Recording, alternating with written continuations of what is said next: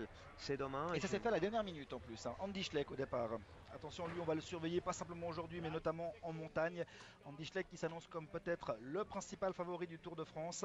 Ça va dépendre de la présence d'Alberto Contador ou non au départ, mais c'est en tout cas celui vers qui tous les regards convergent, que ce soit ici au Tour de Suisse ou au Tour de France. Oui, je reviens sur Steve Morabito. Donc, c'est vrai qu'un coureur suisse aime être sur son tour national. Malheureusement ou heureusement, quoi. Donc, c'est le bras droit, le lieutenant de Cadel Evans, qui est l'un des favoris du Tour de France. Cadel Evans, c'est sur le Dauphiné. Il a tenu à avoir Steve Morabito à ses côtés. Steve Morabito, bon, bah, il se met dans le rôle d'équipier modèle, il accompagne son leader sur toutes les courses, mettant ses ambitions personnelles un petit peu de côté. C'est dommage pour nous, c'est dommage pour les téléspectateurs, c'est possiblement dommage pour lui également parce que je pense que Steve Morabito était capable de faire un podium sur ce Tour de France. Après, Suisse. Tour de Suisse. On parlera plus tard pour le podium du Tour de France de Steve Morabito. Pardon, Tour de Suisse, j'anticipe. Mais bon, bah quelque part, c'est les choix tactiques de l'équipe. C'est l'équipe, c'est l'employeur, c'est eux qui décident. Et c'est vrai qu'ils veulent Steve Morabito au mieux de sa condition pendant le mois de juillet, lorsqu'on est en forme, lorsqu'on est un coureur suisse. On ne peut pas nous demander de faire le Tour de Suisse en dedans. Donc il serait venu ici, il aurait consenti à beaucoup d'efforts, il aurait fait le classement. Et peut-être qu'effectivement, ces efforts se seraient un petit peu payés lors de la troisième semaine du Tour. Tous défendus. Mais on verra. En tout cas, on lui passe un coucou amical, vu que maintenant il devrait avoir terminé son étape particulièrement difficile du jour. Et bien évidemment, on pensera très très fort à Steve Morabito demain lors de l'étape de Grand Montana. Il n'y a donc qu'un seul remont au départ, Johan Chop, qui devrait avoir une belle carte à jouer dans les étapes de montagne. Ils sont 9 Suisses présents au départ de ce Tour de Suisse.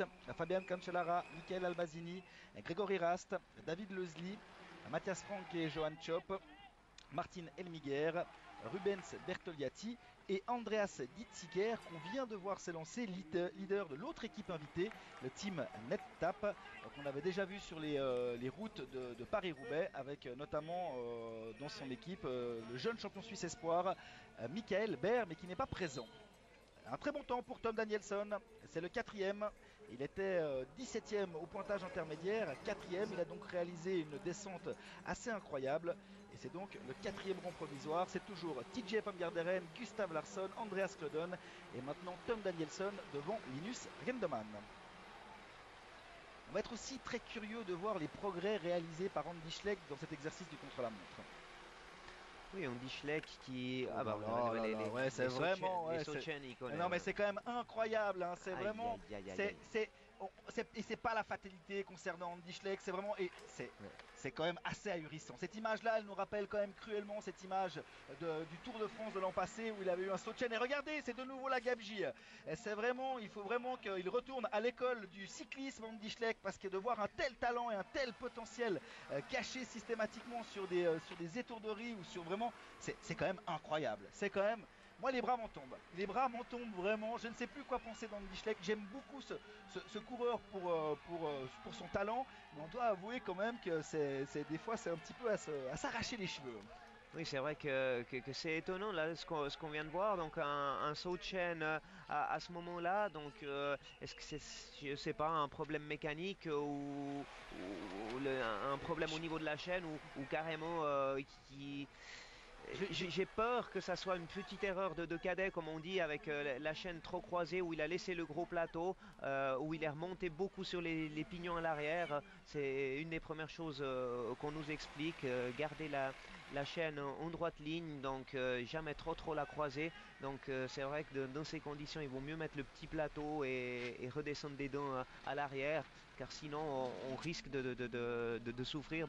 Et se faire rattraper par Andreas Ditziger. Hein. Voilà. Vélo Magazine, hein, qui est un magazine mensuel spécialisé sur le vélo, fait son édition spéciale sur le Tour de France avec une photo d'Andy Schleck à a-t-il les épaules? Peut-il le faire, à savoir remporter le Tour de France?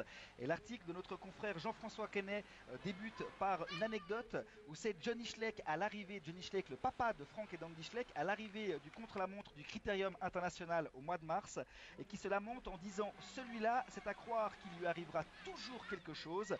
Ce jour-là, Frank Schleck avait réussi à garder sa place de leader et à remporter le Critérium International, tandis que Andy Schleck avait, après 150 mètres de course, déjà connu un problème de dérailleur. Il avait dû changer de vélo, et c'est effectivement à croire qu'il lui arrivera tout le temps quelque chose, et c'est effectivement à croire qu'il y a quand même peut-être une petite part de responsabilité quand on voit que ça tombe toujours sur Andy Schleck. Oui, bon, bah, c'est